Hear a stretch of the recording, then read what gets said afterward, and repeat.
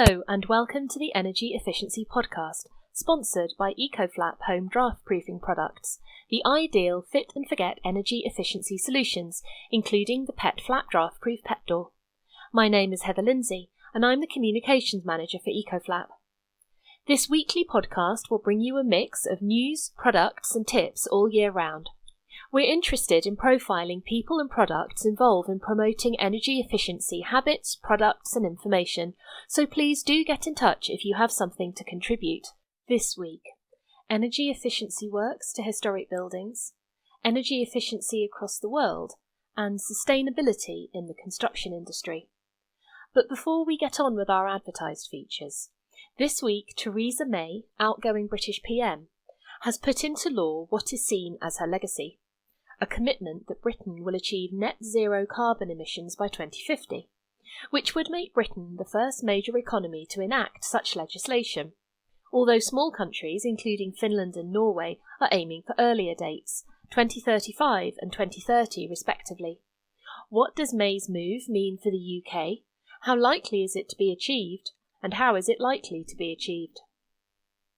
Although the move is broadly welcomed, Greenpeace was critical of the carbon credits element of the proposed legislation, which is in the form of an amendment to the Climate Change Act.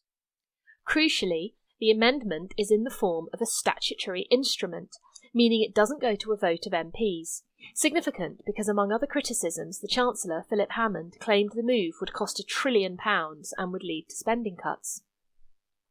The 2050 date was the recommendation of the official UK Committee on Climate Change, CCC, but May's proposed use of carbon credits goes directly against the advice of CCC Chairman John Gummer.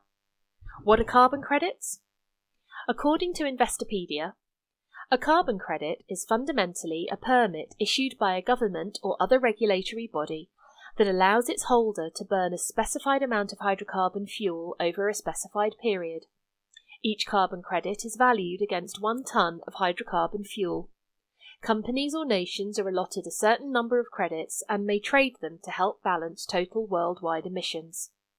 Since carbon dioxide is the principal greenhouse gas, the United Nations notes, people speak simply of trading in carbon, ENS. It's felt by many that carbon trading places pressure on developing nations. Doug Parr, Chief Scientist for Greenpeace UK, describes carbon offsetting as shifting the burden to developing countries, and goes on to describe it as having a history of failure. Just as the renewables industry we talked about in episode 1, which will be a major plank of net zero, achieving this target requires the correct investment in infrastructure. An article in The Independent suggests that meeting the target will mean an end to heating of homes with traditional gas boilers, more green electricity, and a switch from petrol and diesel cars to electric vehicles, walking and cycling, ends. With the exception of mothballing gas boilers, none of these are revolutionary moves, but nonetheless May has firmly parked responsibility for the detail as something to be dealt with by future governments, criticised by some as lack of a detailed plan. Whatever your politics, it seems reasonable to allow for accommodating developments in technology. We struggle to predict economic conditions 5 years ahead at the moment, so to put together a detailed plan to achieve a target that is 30 years away would seem a grand waste of time for all involved. It's expected the move will receive broad parliamentary support, so we'll report back on what happened next. Energy efficiency in historic houses.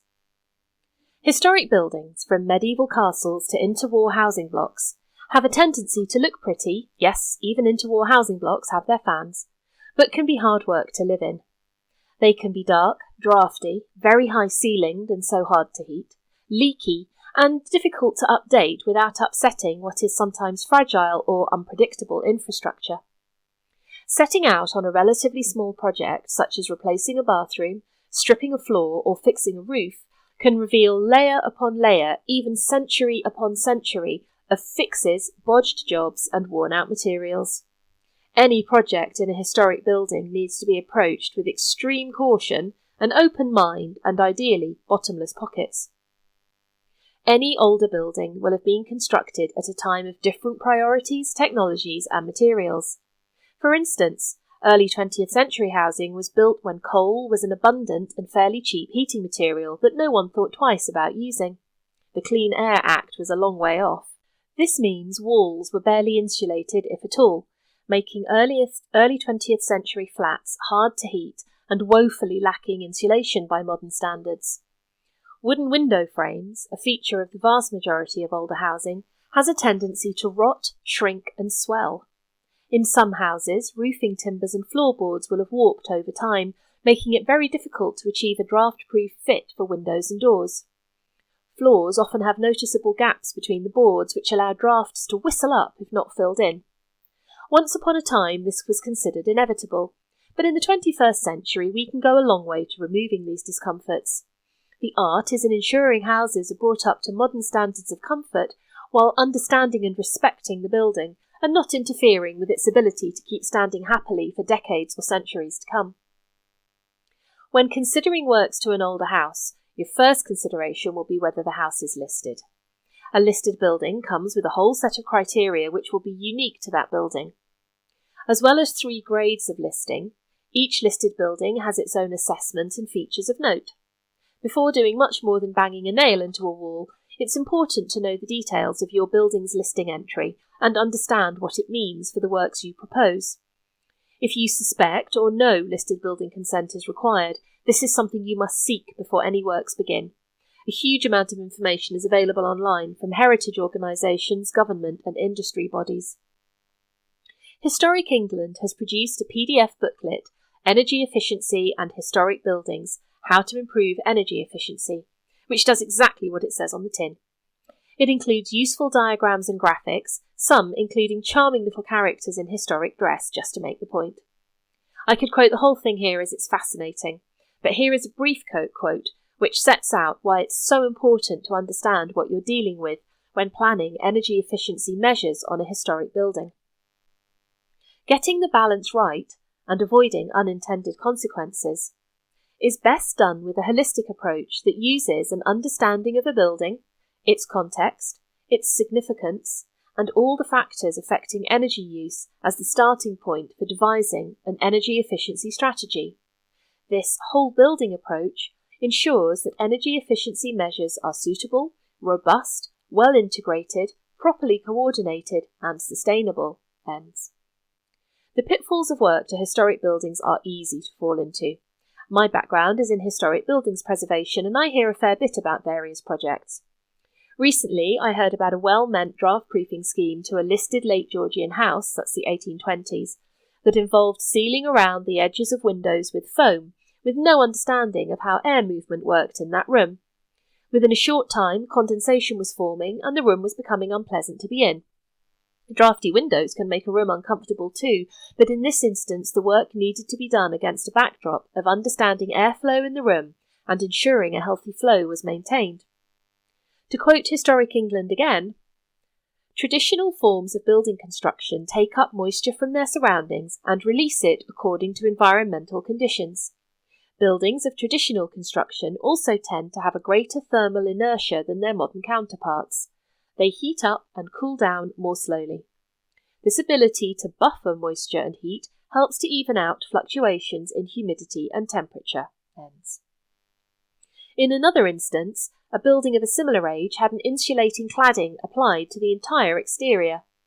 Apart from its clanging appearance, the brick and stone underneath could no longer breathe, and mould began to appear on the walls. There was no option to remove the cladding, and as this was done to a privately rented house, the occupants just had to wipe the mould away every so often. The aim of this work was to improve warmth retention in a hard-to-heat house, but it has had little effect. This is the same situation again. Well-intentioned works carried out in the absence of an understanding of how a building's fabric behaves. We'll look in a future episode at the rights tenants have to request energy efficiency measures to be implemented on their homes. The Historic England PDF makes the very good point that building owners and occupiers should be involved in planning works. Human beings are creatures of habit, so if works involve change to service delivery within a building, a different heating system for example, the people occupying the building have to understand what they might need to do differently. Although not a historic building, we did hear about a high-tech building in Westminster that was designed to be very low energy through the use of clever systems. Unfortunately, no one involved the building's caretaker, who continued, among other things, to leave windows open just as he always had, thereby defeating much of the energy-saving intention. So what type of work is typically carried out to improve the energy efficiency of a historic building? Historic England makes the fair point that just as in any building, equipment and habit changes can improve matters long before the fabric of the building has been touched. A 200-year-old building doesn't need antiquated appliances unless it's a National Trust kitchen, and pretty much all the usual energy efficiency habits apply just as well in an older building. Beyond that, the main areas to consider for assessment and improvement are building design and alterations, and understand how it was originally meant to be heated, cooled and used, building fabric, heating, cooling, ventilation, lighting, hot water and appliances. HE advises very sensibly starting with low energy measures to remove sources of discomfort. Draft proofing in a way that works with the flow of air in the building, using curtains in front of doors to block drafts, putting rugs over drafty floorboards.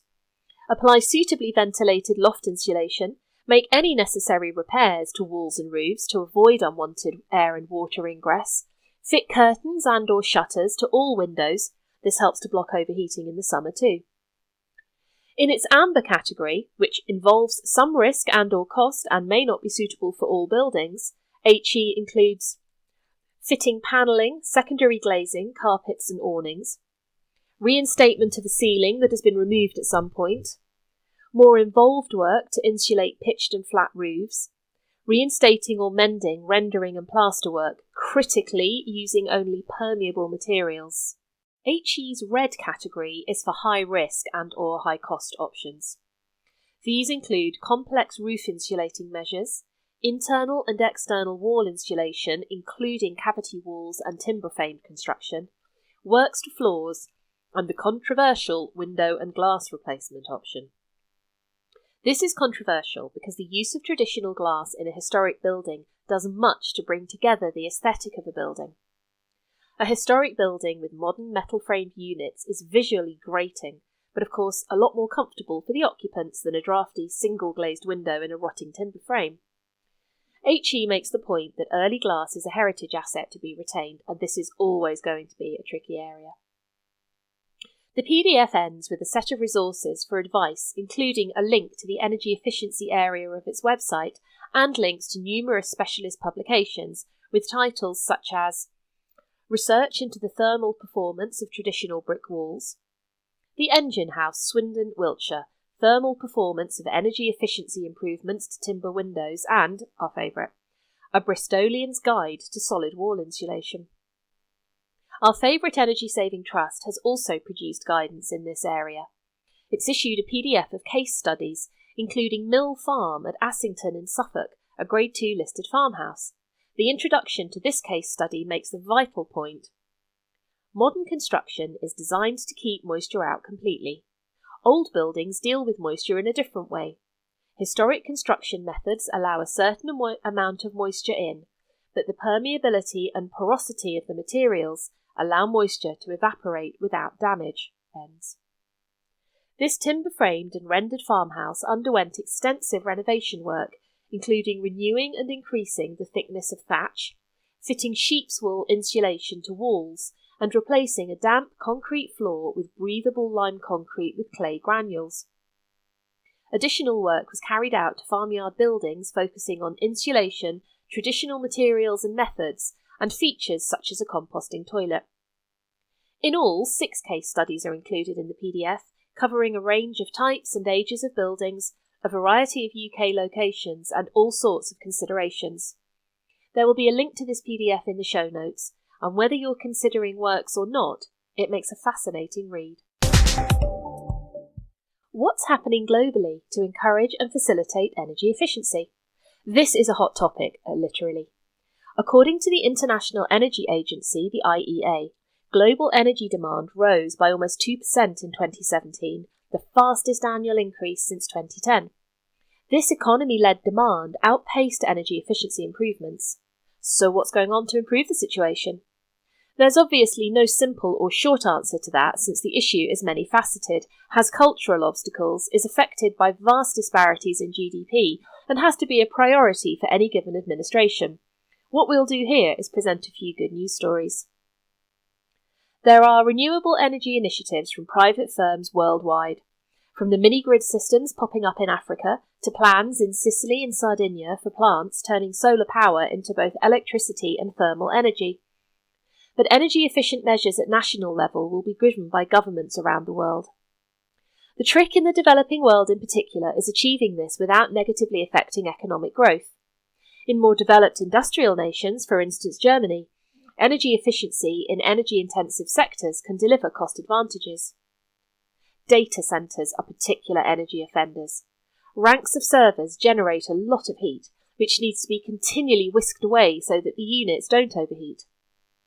Finding a way to keep this at optimum while minimising energy use is a challenge that has been met by the Telia Helsinki data centre in Finland, which has been awarded the LEED, Leadership in Energy and Environmental Design, Environmental Gold rating, and has the highest environmental score of all LEED certified data centres. Telia's award comes from its particular focus on energy efficiency and water savings. Rainwater is collected and used as rinsing water, significantly reducing water consumption. The data centre uses renewable energy and then heats up to 20,000 homes with the heat it produces.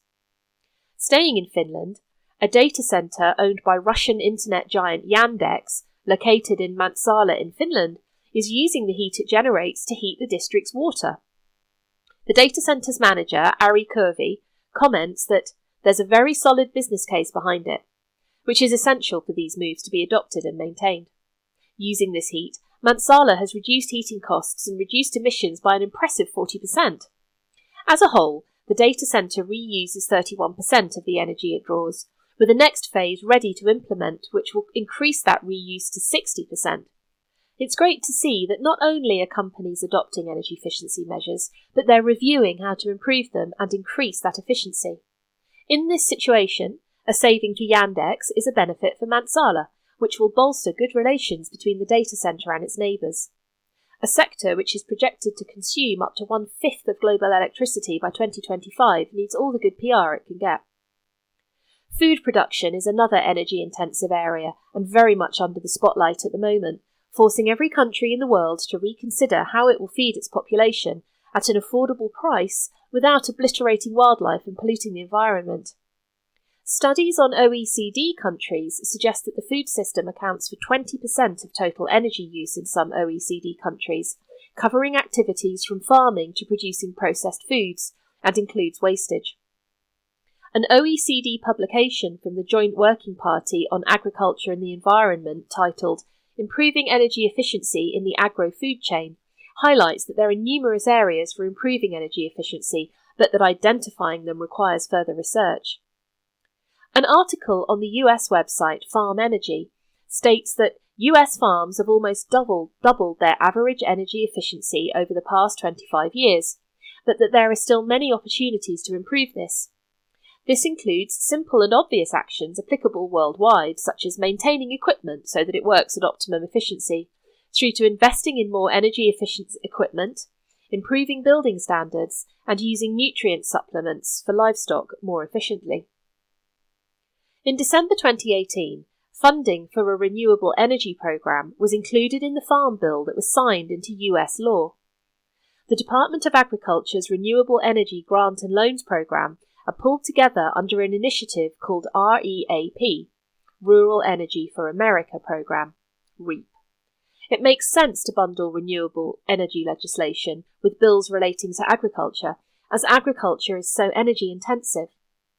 When Barack Obama was in office, REAP laid the groundwork for dealing with the carbon footprint of US agriculture, as well as promoting rural economic development by supporting clean power projects, including solar-powered grain dryers. The American legislators view this new move as being as much about America's energy independence as anything else, and using less energy clearly helps here. Power generation projects eligible for REAP funding include biomass heating, geothermal, lower wattage hydropower, hydrogen and wind and solar generation. Energy efficiency upgrades include energy-efficient HVAC systems, insulation, lighting, refrigeration, pumps for sprinklers, switching from diesel to electric irrigation motors, and, crucially, replacing energy-inefficient equipment. Iowa in particular looks to have benefited from REAP funding. Grants and loans were used to fund solar arrays, refrigeration units and low-energy lighting. Lighting comes up again and again as a huge drain on power. Pleasingly, the USDA funds research aimed at cutting costs and improving energy efficiency, not just capital projects. As well as research into biofuels, not an uncontroversial topic, it's also tackling food waste. Wasted food puts to waste every iota of energy and work that has gone into producing it. Currently, the USDA and California Department of Agriculture are funding a project to dry the nutrient-rich waste from fruit and veg processing, skins, seeds, stems and so on. Being wet, it doesn't have a long life, and though some of it can be used, most ends up in landfill. The crunch is to find an economical way of drying this matter, known as pomace, without using fossil fuels. The aim is to use 100% solar power, and experiments using that to dry tomato and prune pomace are going well, with companies interested in getting involved. Ultimately, improving energy efficiency in food production is going to be achieved through combining these quite focused projects with broad energy efficiency measures focusing on infrastructure. Japan is in the contradictory position of being one of the highest importers of fossil fuels in the world, but one of the most advanced in renewable energy research. Japan has a 94% reliance on imported fuels and is always in the top few countries for quantities of gas, coal and oil imports. Its island nature and the Pacific Ring of Fire location put it in a unique position for such a developed economy and has made it the world's third biggest power producer, with a huge per capita power consumption. In 2016, 82% of power was generated by conventional fossil fuel-based methods, albeit its coal plants are considered to be the most efficient in the world. Since the earthquake and tsunami in 2011, this energy profile has been compounded by altered attitudes to nuclear power, including a complete switch-off of its nuclear generators, some of which have since reopened, and has increased Japan's need to find new sources of energy. To meet its pledge as a signatory of the Paris Agreement, it needs to reduce greenhouse emissions by a quarter by 2030 and increase the share of renewable energy in the mix to about the same. However, Japan also plans to build more coal-fired plants, so what exactly is going on? According to polls, climate change is taken seriously by about half of the Japanese population, but the country is coming in for severe criticism over its plans for coal-burning plants. Its own foreign ministry's official advisory panel on climate change has pointed out that failing to move towards decarbonisation could see Japan being left behind economically. Its own targets are well below other developed countries. However, it is implementing energy efficiency measures, and it should be noted that Japan's population is falling. This means fewer people to consume power, but also that per capita emission statistics won't look good. Despite its vulnerability to earthquakes, Japan has included a 20% share of nuclear energy in its most recent basic energy plan and views it as an important electricity source. Together with its plan for renewables, that makes a 44% zero-emission electricity share and refers to renewables as major electricity sources. It's less than many people wanted, but it is progress of sorts. So what is happening to promote energy efficiency in Japan? There are plans to have 40,000 hydrogen-fueled vehicles on the road by 2020, and it has promoted the use of electric cars through subsidies. There are big plans to improve the energy efficiency of buildings through a complete switch to LED lighting and installation of fuel cells in homes, with electric or fuel cell vehicles making up at least half of all new sales in about 10 years from now. Japan has a law on the rational use of energy brought in 1979 in response to the oil crisis. It aims to promote energy efficiency across the board, including in transport and industry. There are now mandatory regulations on energy efficiency standards in large buildings, together with ambitious plans to reduce energy consumption of new homes and buildings to zero in the next decade. Thanks to Jocelyn Timperley's article at carbonbrief.org for the background to this feature. Sustainability in the construction industry. If a building is standing, but is not energy efficient, what is the most energy efficient approach? Is it to acknowledge the materials and energy that have gone into building it and leave it be? To do what works you can? Or to raise it and start again? Sometimes the answer's obvious, sometimes it's not, but it can be helped along by considering the sustainability of any proposed works. Looking at a building as if it was made of Lego, could these bricks be reused? Just because they have been used in an energy inefficient configuration in one building doesn't mean they can't be reused in a different and much more energy efficient building. Even using them in a regular building reuses the energy and work that's gone into making them. Roof tiles, timbers, steel joists, and all sorts of other elements of a building can be reused. It takes commitment and planning on the part of the developer, but it brings rewards. Glasgow Queen Street Station, first opened in 1842, has been undergoing redevelopment for a wee while, extending platforms, providing fully accessible entrances, expanding the concourse and providing new facilities. It's easy to imagine this will see innumerable skips filled with smashed-up materials ready for dumping, and the previous modernisation in the late 60s, early 70s saw just this, together with demolition of Victorian station buildings. Much was to change in Glasgow's attitude to its built heritage, but we mustn't get carried away on that just now. Curiously, Network Rail's webpage on the work doesn't mention the recycling and reuse that is going on, and in fact you have to look quite hard to find the details. There is a Twitter account dedicated to covering the work, at Network Rail GQS, which feeds us bits and pieces of information. On June 5th this year, they tweeted under the hashtag World Environment Day, "In total, 14,000 tonnes of redundant material from GQS has been reused by a range of sectors, including housing and road projects, as well as the biomass industry. Also, some of the concrete removed was also crushed into small stone and then reused as part of the base layer for the new station." According to the rest of their Twitter feed, more than 95% of demolition material has been recycled and 100% of the brick, timber and concrete removed from the site reused elsewhere in the construction industry. 100%! This project could stand as an example of what can be achieved.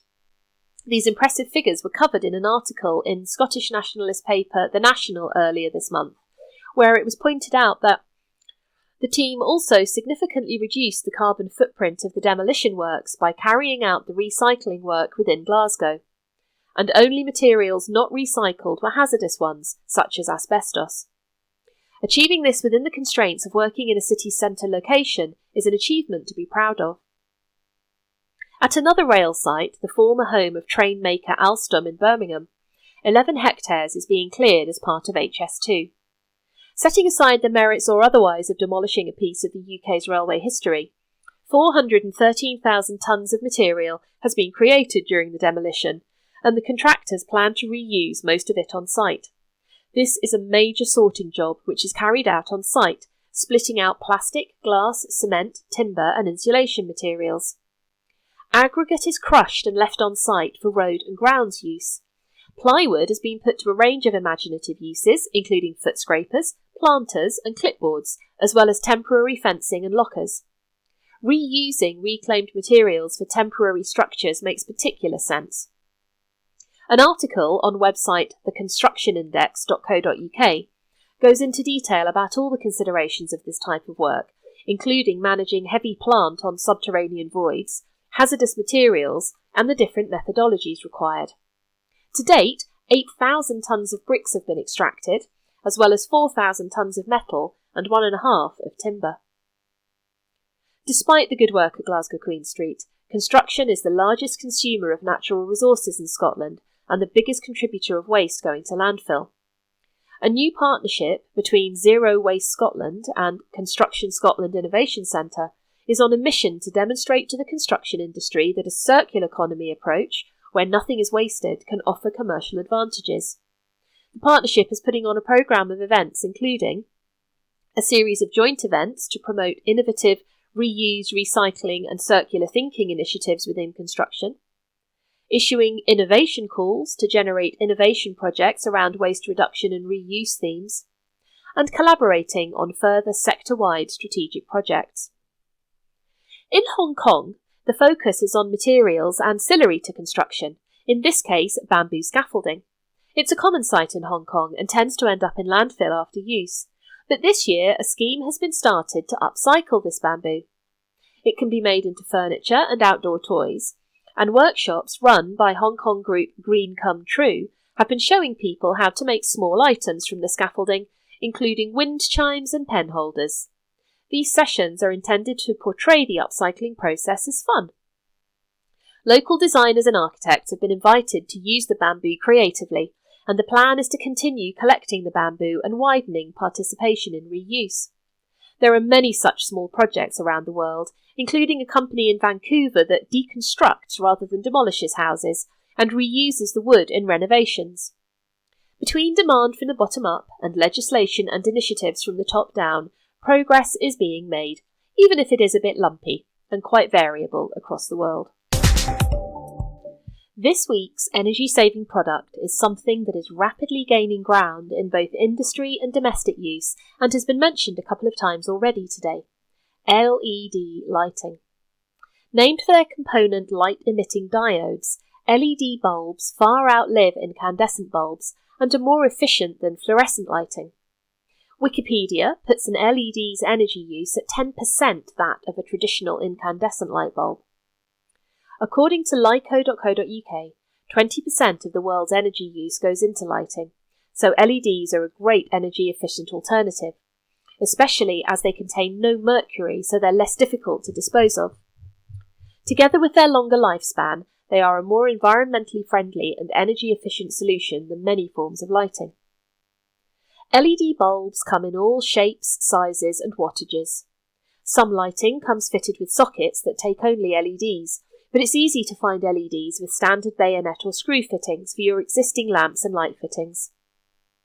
We don't have one specific make of LED to recommend, as they're widely available in the shops and online. Next time you need to replace a bulb, look for an LED alternative. Richard's Tip of the Week. This week's tip is about keeping a cool airflow through your house in warm weather, if we get any. Open a downstairs window on the shaded side of your house and an upstairs window on the sunny side, and fresh air will naturally and continually be drawn in from downstairs to travel up through the house and out through the upstairs window. If you have a vent in a downstairs wall, the same thing will happen if the vent is open. This can help to keep a house cool in warm weather. Fingers crossed. What are we up to?